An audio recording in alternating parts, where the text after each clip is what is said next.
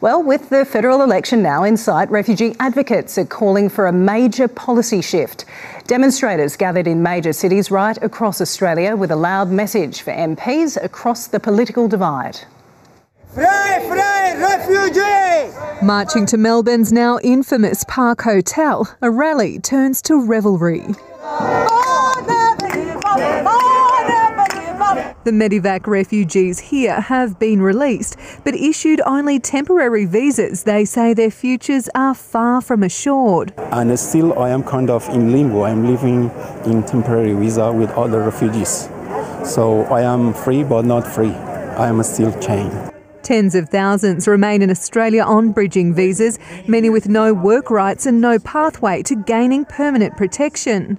Every day when I wake up in the morning, I didn't know if I'm going to stay here permanently or not.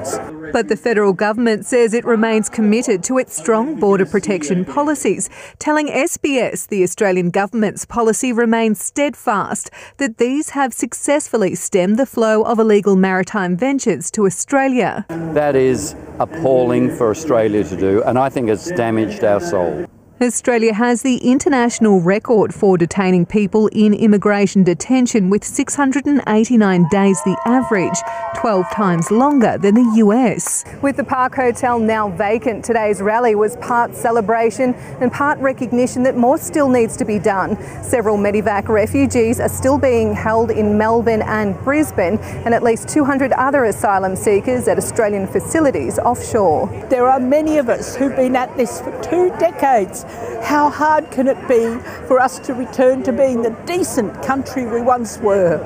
Refugee advocates marched the streets in Adelaide, while hundreds gathered in Sydney, hoping the federal election will spark a major refugee policy shift. We believe many people in Australia want a fairer response to people seeking asylum. Issuing a challenge to the federal politicians in campaign mode. Why can't we give refuge to a refugee? Abby Dinham, SBS World News.